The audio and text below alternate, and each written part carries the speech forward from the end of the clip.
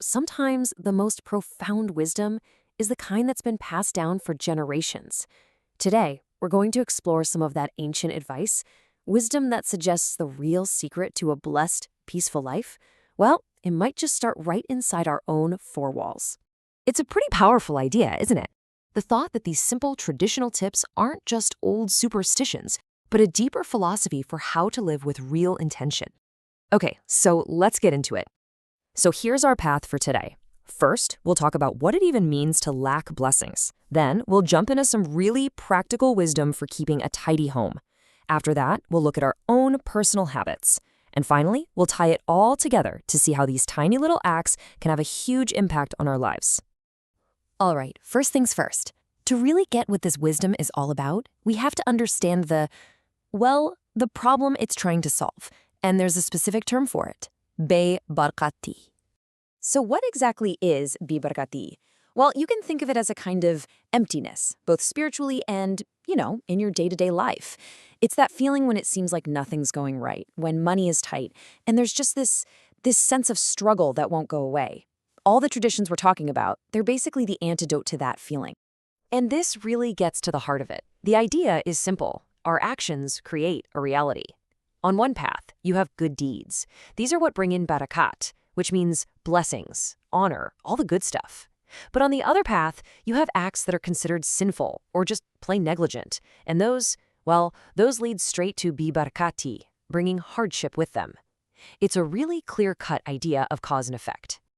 Okay, so that's the big idea. But how does it actually work in our daily lives? Well, we're going to start with the place we spend the most time, our homes. Because in this way of thinking, the state of your home is a direct reflection of your own inner state. And rule number one is so simple. But it's also really powerful. Remove all the cobwebs from your home. Yeah, that's it. It's about clearing out what's old, what's been neglected, getting rid of that stagnant energy. And it all starts with something as small as a spider web. And look, this isn't just some casual tip. This comes from a very revered source, Hazrat Mullah Ali Sheri Khuda, who said that leaving cobwebs in homes is a cause of poverty. Wow. So he's making a direct link between cobwebs and poverty. The message couldn't be clearer. A clean home is a blessed home. All right, next up for keeping a tidy home, the dishes. The wisdom here is, don't leave dirty utensils out overnight. This is seen as a huge invitation for barkati. And it's a perfect example of how the spiritual and the practical go hand in hand. I mean, obviously, leaving dirty dishes out attracts bugs and germs, right? But it's also seen as a sign of disrespect. Washing them and putting them away, that's said to protect your home and even bring in wealth.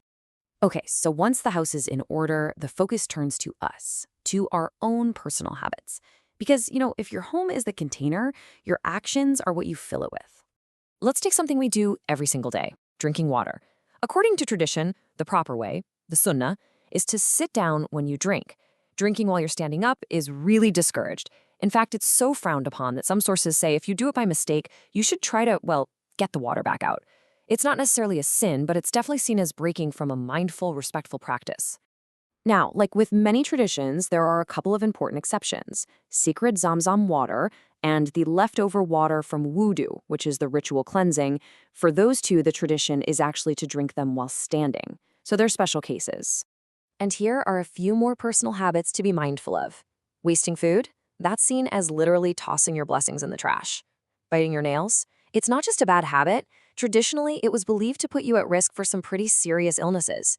And get this, even something as simple as wiping your face with the hem of your shirt is said to make you forgetful. It's amazing how these small, seemingly tiny actions are connected to such big consequences. So, we've talked about the home, we've talked about personal habits. What's the big picture here? How can we take all this ancient wisdom and actually use it? Let's break it down into a simple plan. It really comes down to three main things. Number one, keep your home clean. Simple as that. Number two, respect what you've been given. Be grateful for your food and don't be wasteful. And number three, just be mindful in your daily habits. Think about how you're doing things, from drinking water to taking care of yourself.